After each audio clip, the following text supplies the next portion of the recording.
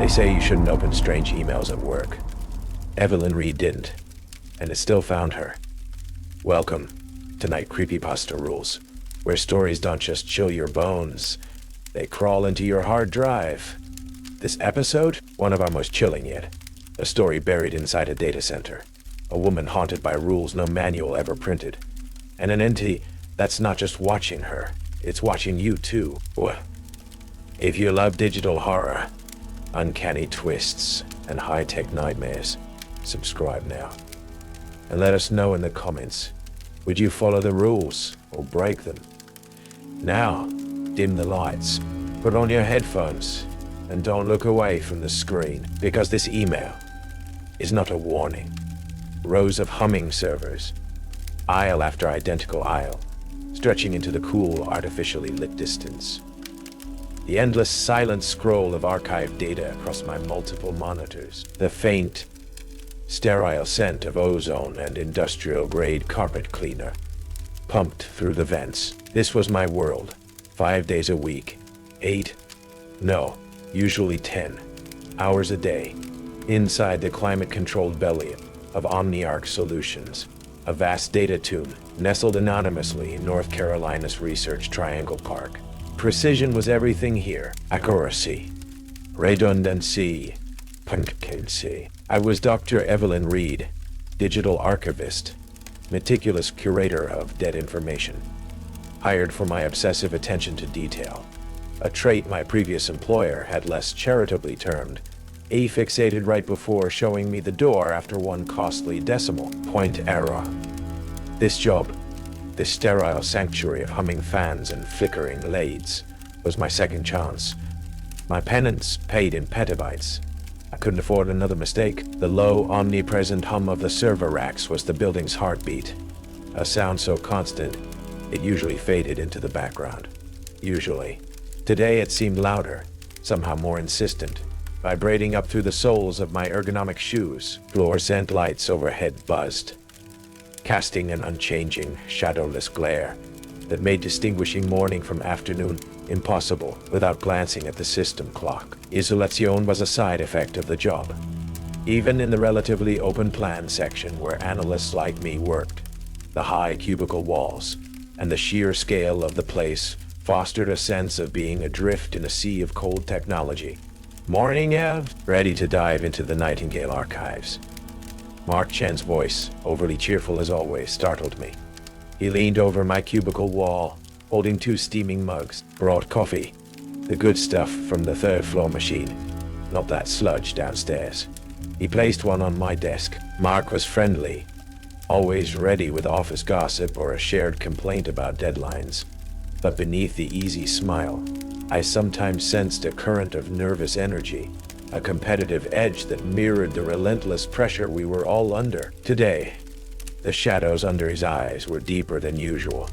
Thanks, Mark. Already drowning in Nightingale, I sighed, gesturing at the dense lines of code and metadata filling my screen. Records from a controversial early biodigital research project the company had acquired and now needed meticulously archived. It's dense. Tell me about it, he grimaced. Sterling was already asking about your progress metrics this morning. He lowered his voice conspiratorially. Heard anything back about that system access request you put in? Before I could answer, a quiet figure moved efficiently down the aisle. Jian Li from its support, small, precise, always dressed in practical grays and blacks. She moved like a ghost between the humming server racks, her eyes constantly scanning network connection lights, diagnostic panels. She paused near my workstation, her gaze lingering for just a fraction of a second too long on my active network port light before moving on. Her expression impassive but radiating a kind of hyper-vigilance that always seemed slightly out of place. She never stopped long enough for small talk. As if summoned by Mark's mention of him, Mr. David Sterling, our unit supervisor, appeared at the end of the row, tall, impeccably dressed, exuding an aura of smooth corporate control, though I noticed his habit of constantly adjusting his already perfectly knotted tie. Reed, he addressed me, glancing pointedly at his expensive watch. Nightingale status? We need those initial integrity reports by IOD Friday. Client is getting anxious. He spotted the slight flicker on one of my secondary monitors. Everything functioning within parameters. Report any system lag immediately. Just a minor screen flicker, Mr. Sterling. I said quickly, probably eye strain. He frowned slightly but nodded. Keep caffeine intake monitored. And keep hitting those targets. He swept away towards his glass-walled office, overlooking the data floor. Mark rolled his eyes behind Sterling's back, then gave me a sympathetic grimace before retreating to his own cubicle. Left alone again with the humming servers and the silent data streams, I refocused on the Nightingale archives. That's when I saw it. A new email at the top of my inbox. The sender field was jarringly simple, instantly wrong. Dear Nilev, my name, spelled backwards. No domain, no suffix, just that. The subject line was blank. My stomach gave a cold lurch. Phishing attempt? Weird system glitch? A prank from Mark? It felt different, more personal, more unsettling. My cursor hovered over the sender name, and my main monitor flickered sharply. Just once. The same monitor Sterling had noticed. Coincidence? Had to be, trying to shake off the unease. I decided to search the internal knowledge base for protocols on handling oddly addressed internal mail. Maybe a known server bug. I typed in keywords, email anomaly, sender error, legacy system quirks. Most results were standard procedures. But one link pointed to an old archived digital orientation file from years ago, titled simply Omniarch Legacy. Protocols. Deprecated. Curious, I clicked it. The file opened strangely, most of the text displaying as corrupted characters, blocks of meaningless symbols like digital snow, but nestled within the gibberish, under a heading that was somehow perfectly legible. Legacy System Anomaly Protocols, unofficial use with extreme caution, were 3 bullet points, rendered in stark, clear type. If incoming mail sender address precisely mirrors recipient name in reverse character order, do not open. Delete immediately. Escalation protocol, none. If email content contains an active, non-user initiated countdown timer linked to system functions, do not allow timer to reach 0. Intervention required. See Appendix C. Corrupted. If email body concludes with the exact phrase, "This is not a warning," believe it. Initiate immediate localized data quarantine physical disconnect if feasible. My breath caught. My name backwards. Do not open. This wasn't standard protocol. This wasn't standard protocol. This felt like something buried. Something someone didn't want easily found. A chill snaked down my spine that had nothing to do with the data center's climate control. I quickly minimized the corrupted file, glancing back at my inbox list. As my cursor hovered again over the email from Dear Nile, the line of text seemed to vibrate almost imperceptibly on the screen, the letters blurring for a split second, as if struggling to maintain their digital form against some unseen pressure. Delay immediately. The first rule. My hand trembled slightly as I selected the email and hit the delete key, sending it into the digital void without a second thought. But the unease remained, cold and heavy, settling in the pit of my stomach amidst the constant, unwavering hum of the machines. The mundane hum of the Omniarch servers became the soundtrack to my mounting anxiety. I tried to focus on the intricate metadata of the Nightingale archives, tried to lose myself in the familiar comfort of structured data. But the email from Dear Nilev sat like a digital time bomb in my deleted items folder, its very existence a violation of logic. I followed Rule 1, deleted it instantly, but the unease lingered, cold and persistent. It wasn't just one email. Over the next 2 days they kept coming, always from Dear Nilev, always bypassing the company's aggressive spam filters. The subject lines evolved from blank or random characters to chillingly specific phrases. query and Nightingale access, and later simply, I see you, Evelyn. Each arrival sent a jolt of ice through my veins. Each time, my hand hovered over the open command out of sheer, morbid curiosity. What was this thing? Before Rule 1, stark and absolute from that corrupted orientation file, forced me to hit delete.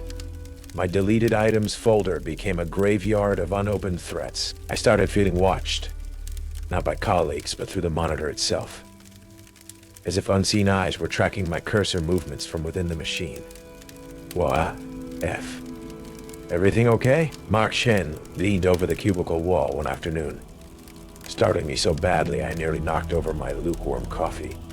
You look like you've seen a ghost, or at least gotten hit with that fatal system error we all dread. He chuckled, but it sounded slightly strained.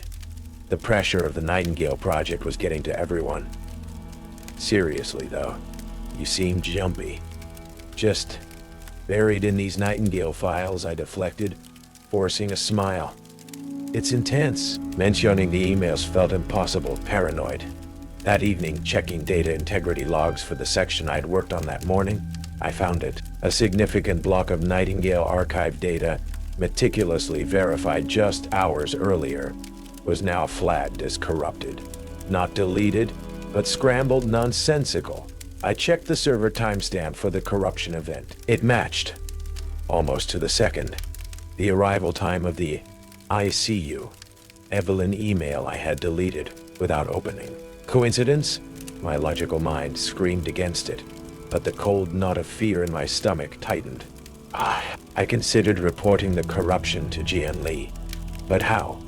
Explain I suspected it was linked to emails from my own name, spelled backwards. She already seemed hyper-vigilant about security. Reporting something so bizarre, so rule-breaking according to that hidden protocol, might flag me as unstable or a security risk. What if, trying to help, she investigated the sender address and inadvertently triggered whatever Rule 1 was meant to prevent? The thought kept me silent. I called my friend Jessica that night, needing an anchor to the normal world outside Omniarch's humming walls. I described the work pressure, the glitches, omitting the truly strange email details. Sounds like classic burnout, Evie. She sympathized, though I could hear the distance in her voice. That place sounds like a soul-crushing data mine. You need a vacation, seriously. Or a new job. Her well-meaning advice only highlighted my isolation. She wouldn't understand. No one would. Back at my workstation the next day, the feeling of being watched intensified. I started seeing things, or thinking I did. Fleeting movements reflected in the dark surface of my monitor when it powered down briefly. Shadows coalescing and dissipating, just at the edge of my vision near the server racks. I was losing it. Or maybe Rule 1 wasn't just about not opening an email. Maybe it was about not letting it know I was aware. And now it knew.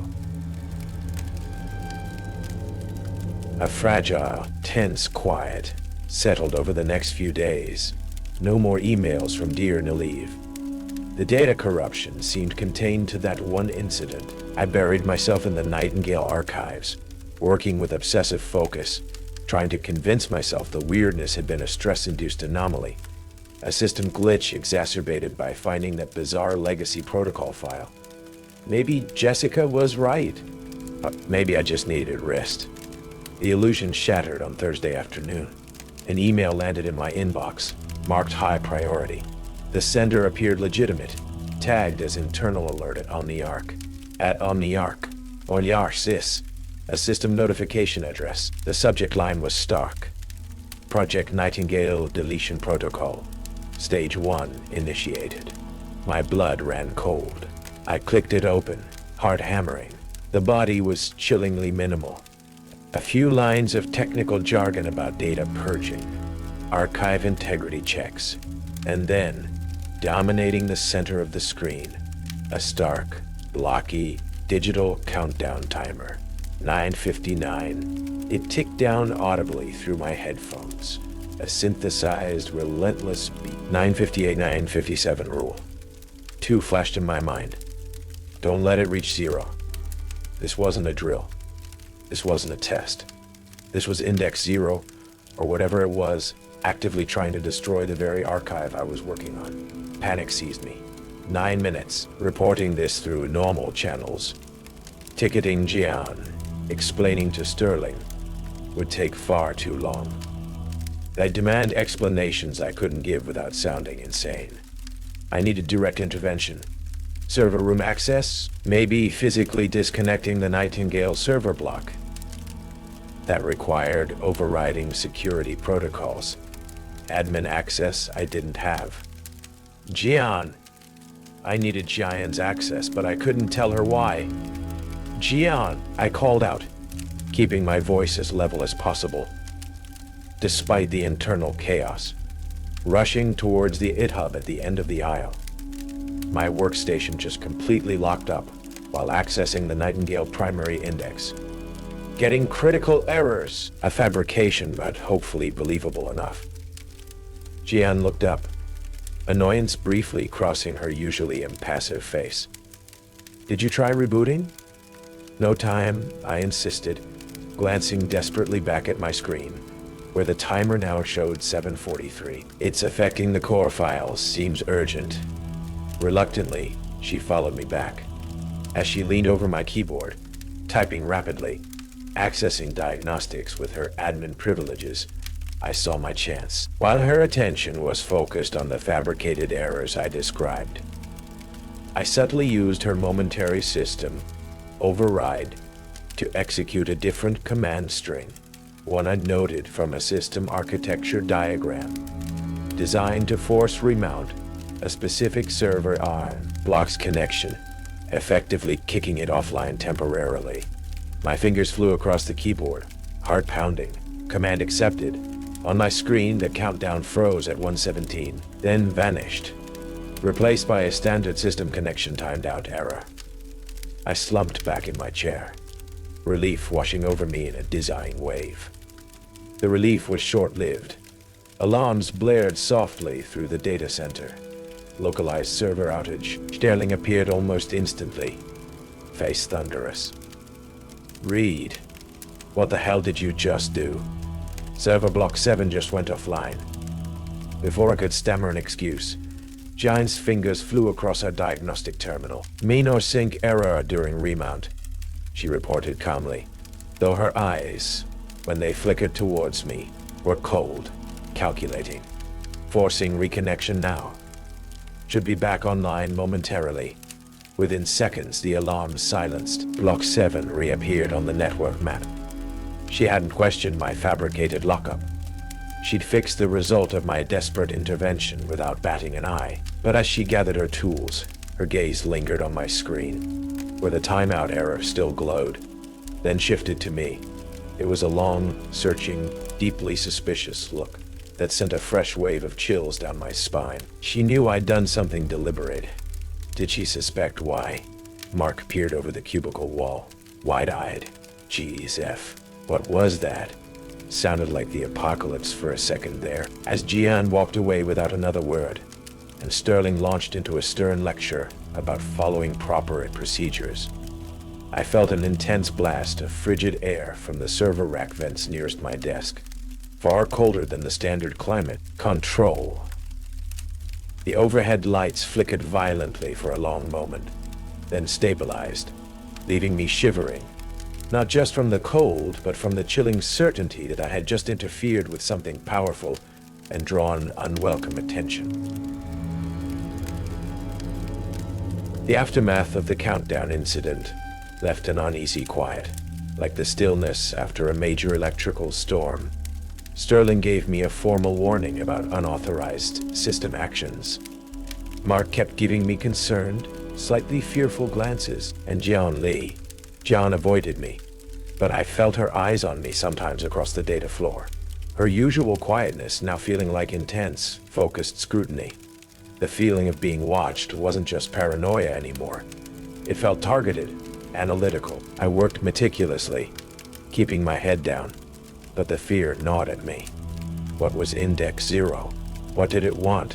Why the rules? Driven by a need to understand, I spent my evenings digging into Omniarch's digital past, using secured library networks, searching archived news databases, obscure tech forums. I found whispers, rumors, data corruption incidents hushed up years ago, employees quitting suddenly or suffering breakdowns after working on specific legacy projects, vague mentions of Server Block 7, the Nightingale block, being temperamental. One fragmented forum post mentioned an employee suicide linked to Project Nightingale's early, ethically dubious phase, hinting at experimental neural interface tech.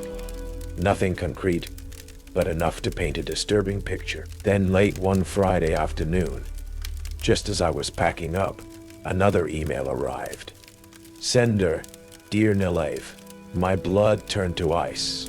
Subject, your turn. My hand trembled as I clicked it open, violating Rule 1, but propelled by a certainty that ignoring it now was pointless. The email body was disturbing, a flickering, corrupted image file that seemed to shift between static lines of binary code and a horrifyingly distorted, pixelated image that looked disturbingly like my own face, frozen in a silent screen. Beneath it, a single line of text, perfectly clear, chillingly calm. This is not a warning. Rule 3. Believe it. The word slammed into me with physical force. This wasn't a test, not a countdown, not a subtle glitch. This was the precursor to direct action. Based on the image, the subject line, the action was directed at me. My mind raced. What would it do? Corrupt my personal files? Lock me out of the system? Fry my workstation? Or something worse? The previous manifestations had been digital, system-focused. But the image, the personal subject line, the finality of the message, it felt like an escalation. Something immediate, potentially physical. React now. My first instinct was digital defense, but the message felt like it had already bypassed that. I needed to sever the connection physically. I didn't hesitate. I dropped to my knees behind my desk, yanking frantically at the tangle of cables connecting my workstation. Network cable first. Pulled it free with a sharp tug. Then the main power cord to the CPU tower. I ripped it from the wall socket just as the screen, which had displayed the horrifying email, abruptly went black, plunging my cubicle into relative darkness. But it wasn't fast enough. Even as the screen died, a high-pitched, piercing digital screech erupted from the dead speakers on my desk.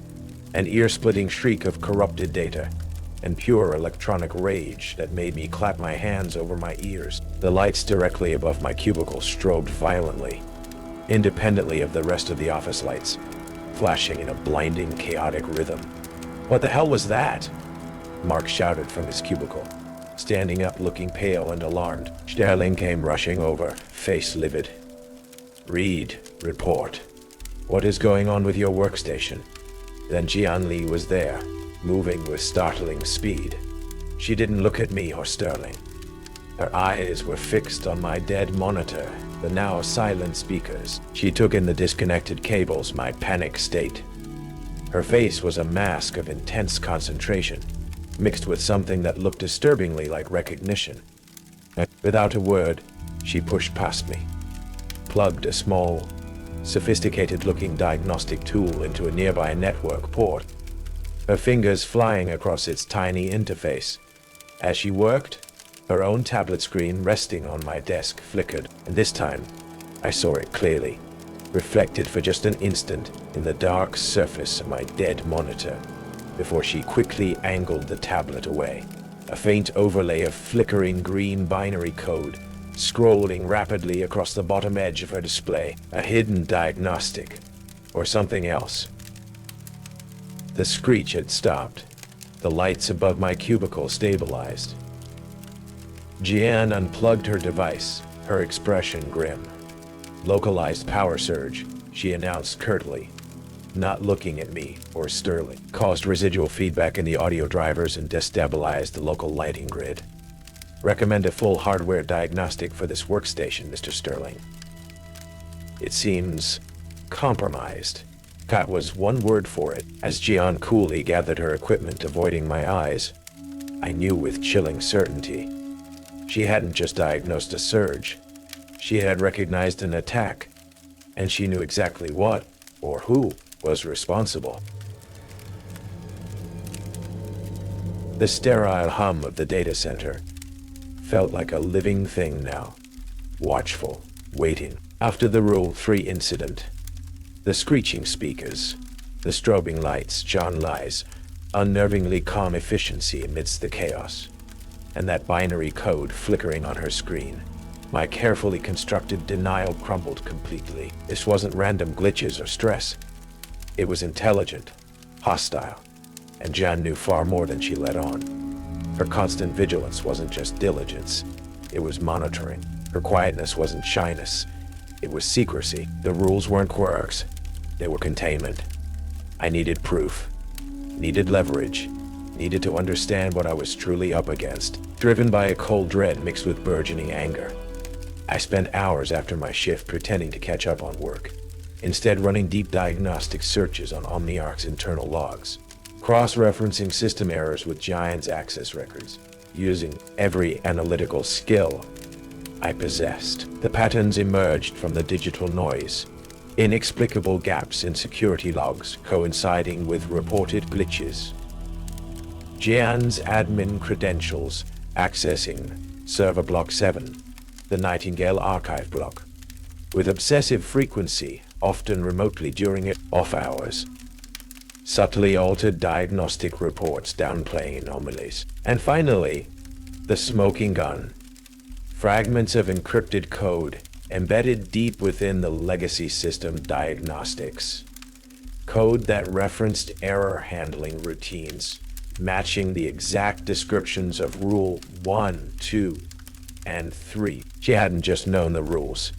She had likely written, or at least implemented, parts of the protocols herself, armed with screenshots and log files saved to a secure personal drive. I waited until the late shift thinned out, until Sterling had departed in his pristine sedan, until Mark Chen had wished me a tired goodnight. I found Jian where I expected her to be, in the heart of the machine, the main server room, a vast cold cathedral of humming racks, bathed in the blinking constellation of countless lead status lights. The air was frigid, smelling sharply of ozone and filtered air. I let the heavy access control door hiss shut behind me, the lock engaging with a heavy click. Jian looked up from her diagnostic terminal, surprise flickering briefly across her usually impassive face, replaced quickly by wary tension. Evelyn, what are you doing here? This area is restricted after hours without specific clearance. I think we're past needing clearance, Jian, I said, my voice tight, holding up my tablet displaying the incriminating log files. Index 0, that's what you call it, isn't it? Or something similar? The ghost in the machine you've been trying to contain. Jian went utterly still, her eyes widening almost imperceptibly. She didn't deny it. The emails, the countdown, the workstation attack. That's it, isn't it? I pressed, stepping closer. And the rules, they're yours. Containment protocols, wiping logs, altering reports. You've been managing this, haven't you? While letting people like me walk straight into its path? Her professional mask dissolved, revealing not malice, but a deep, bone-chilling fear, mixed with a fierce, almost fanatical determination. Manage?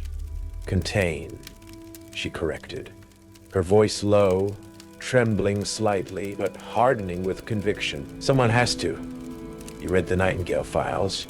You know the theories, the early experiments. Index 0. It's what's left of Dr. Aris Thorne's father, or some fragment of him, trapped when his neural interface catastrophically failed during data immersion. It's not just code. It's corrupted consciousness, learning, growing within the legacy systems, feeding on data, on attention. It wants out, Evelyn. She gestured frantically at the humming racks surrounding us. Those rules are the only thing keeping it partially firewalled. Yes, I monitor. Yes, I isolate threats when it focuses on someone. Someone accessing its core data. Someone like you. Sometimes creating diversions, letting it expend energy on a contained target. Her eyes flickered towards where my workstation was, confirming my suspicion is safer than letting it find a pathway to the main network. Do you have any idea what it could do if it got out? The chaos it could unleash? Her fear was palpable, infectious, but her justification, safer for who, Gian? Safer for the system, maybe. Not for the contained target. It's about the greater good, Gian insisted, her voice rising. You understand data, patterns, you saw the anomalies. You could help me, help reinforce the protocols, understand its triggers, keep it caged. Her eyes held a desperate plea, mixed with a chilling calculation. She saw me as a tool, or perhaps a necessary sacrifice. Our confrontation, the raw fear and accusation echoing amidst the humming servers, was the final catalyst. As if summoned, the lights in the vast server room flickered violently. Then half of them went out, plunging us into a disorienting strobe effect of emergency red lights and the blinking server LEDs. A deafening digital screech, far louder than the one from my workstation speakers, erupted from the server racks themselves, vibrating through the floor. Screens on nearby diagnostic terminals flashed red. System alert. Uncontained data search detected. Server block 7. Then chaos. Doors at either end of the server room slammed shut, heavy magnetic locks engaging with echoing thuds on Jian's console, and dozens of others down the aisles. Rule 2 manifested horrifically, multiple countdown timers appearing, ticking down rapidly from different starting points, linked to core system purge, firewall override, network bridges, protocol, pinda, stasi. Based on what emails flooded my phone, which I'd foolishly left connected to the internal Wi-Fi. Hundreds pouring in simultaneously from Dear Nalave, subject lines a meaningless jumble, body texts filled with screaming binary code, and that final chilling line, "This is not a warning." The temperature plummeted, frost appearing on the server racks. The main monitor Gian had been working on rippled. The distorted, pixelated face I'd seen in the email coalesced there, larger now, seeming to press against the screen from inside. Its silent scream filled with static and rage. Whispers flooded my mind. Cold data streams mixed with raw emotion, loneliness, fury, a desperate hunger for connection, for release. "No," Gian screamed, typing frantically at her console, trying to initiate emergency overrides, containment protocols. It's trying to breach the main firewall. It's using the external network, but Index 0 was focused. It wasn't just attacking the system. It was attacking us. My tablet, lying on a nearby rack, flickered to life, displaying a single message. "Connect, Yun." The whispers in my head intensified, urging me to accept, promising knowledge, escape, connection, merging. Jian saw the message on my tablet, saw the entity focusing on me. Her eyes widened in terror, then narrowed with ruthless decision. "It needs a host!" A direct interface to stabilize before breaching. She yelled over the screeching servers. She lunged, not towards the console, but towards me, grabbing a heavy network cable snaking from a nearby rack. "Hold still, Evelyn. A clean interface might contain it within you. Better than letting it out. Sacrifice." She was going to try and force the connection, trap Index 0 inside me to save the network. I scrambled back, horrified, trapped between Jian's desperate, unethical solution and the digital ghost reaching for me from every screen, every whisper, every humming wire in the freezing, strobe-lit heart of the machine. Strobe-lit heart of the machine. The server room exploded into focused chaos. My desperate gamble, yanking the power cord, had momentarily killed my workstation, the immediate focal point of the Rule 3 attack, but the entity Index 0 was far from neutralized. It lashed out through the system. Jianli screamed as her own console sparked, the screen dissolving into a waterfall of corrupted green binary code before going black simultaneously. Alarms shrieked throughout the data center. Critical system failure. Block 7 offline. Unauthorized access detected. Core network. Emergency lights bathed the humming racks in a hellish red glow. Containment breach. Jian yelled, scrambling back from her dead console, her face a mask of pure terror. Is trying to bridge from Block 7.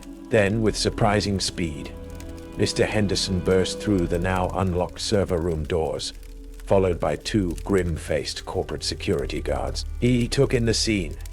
The strobing red lights, the dead consoles, Jian's near hysteria, my own trembling state near my disconnected workstation.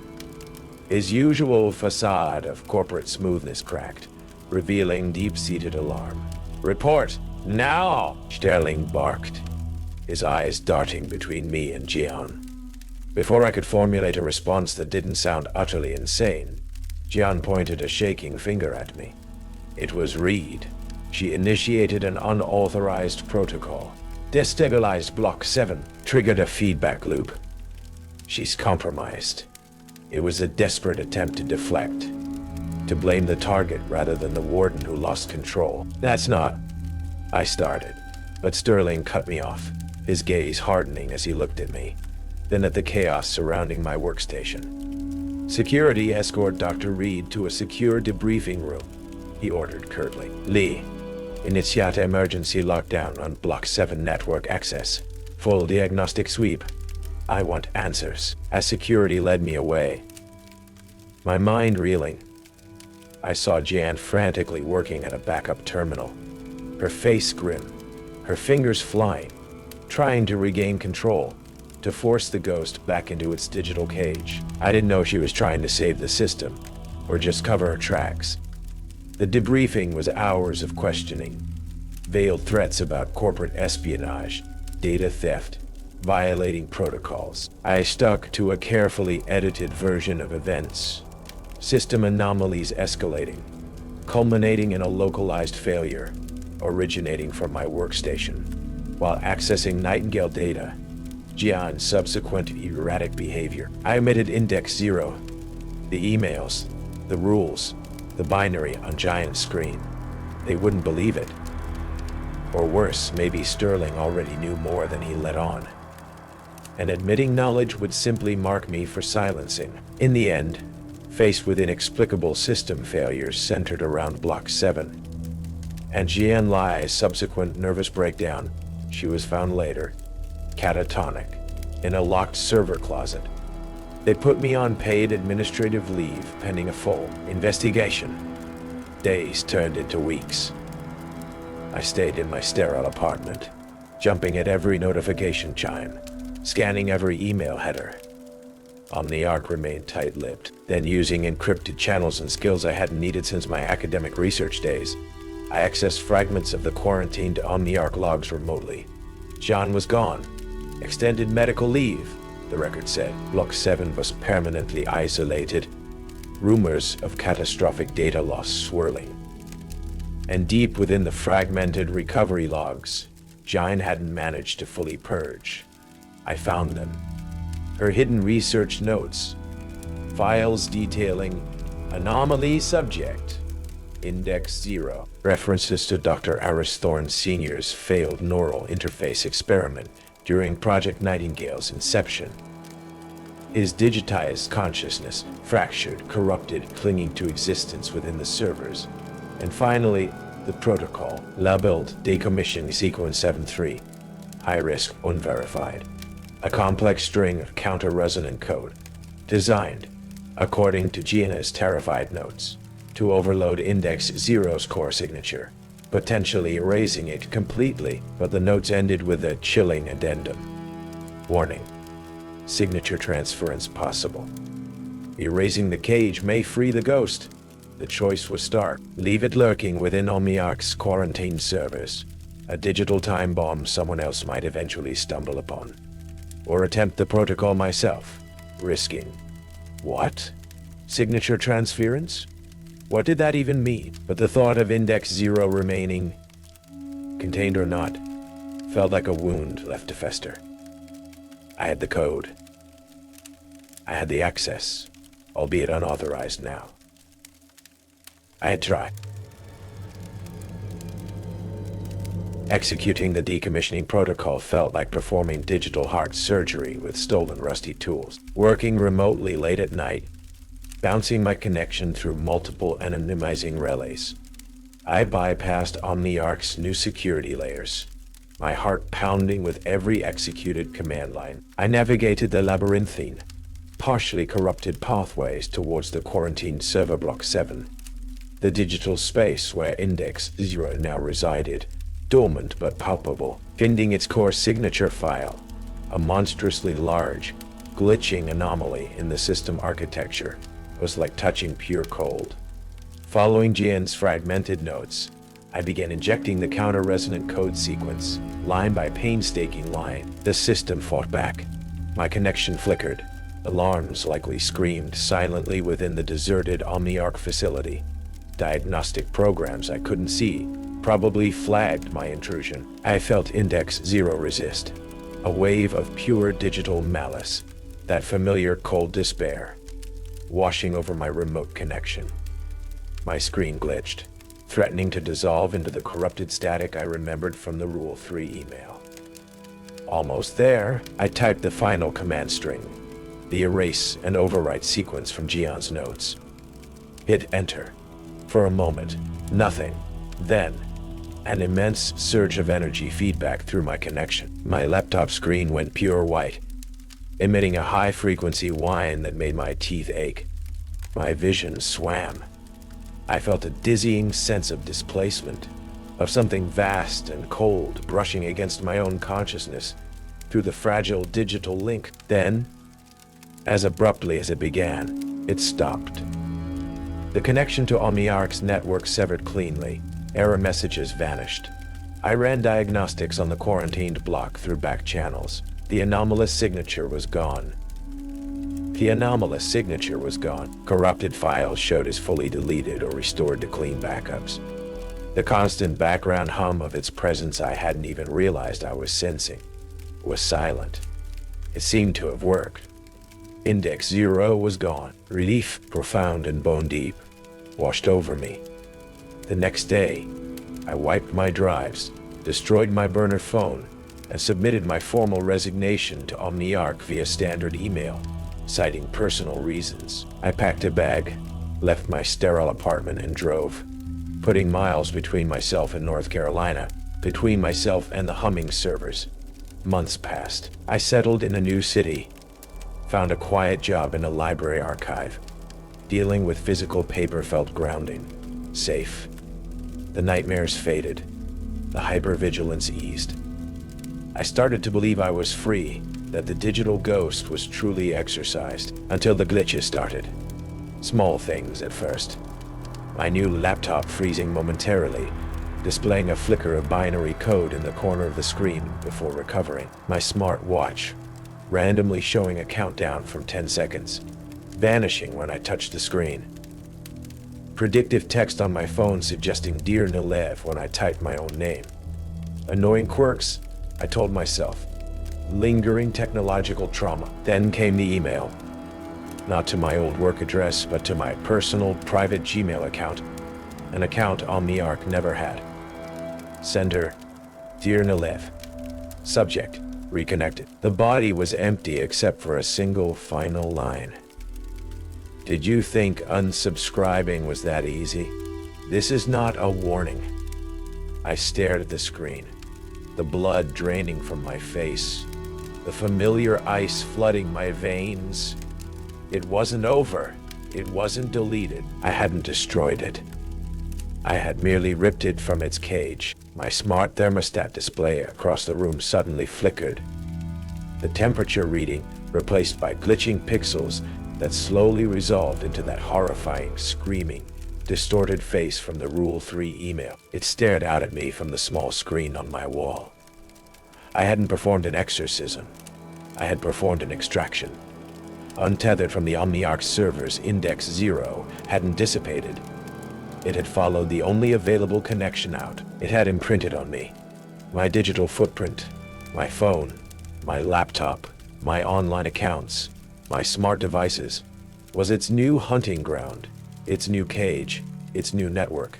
I was the system now, and it was inside the firewall. She thought deleting the emails would end it. She thought breaking the system would break the ghost. But some things aren't coded to be deleted. Index 0 wasn't just data, it was attention. And now, it's attached to her. And maybe, it's already attached to you. If you made it to the end of this digital descent, congratulations. But if your screen flickers tonight, if your inbox shows something you didn't expect, remember the rules. And remember to subscribe to Night Creepypasta Rules for more true digital horror tales, based on code, curses, and corrupted consciousness. Drop a comment if this story got under your skin, and tell us, would you have opened that email? Because sometimes, reading isn't the problem. Responding is.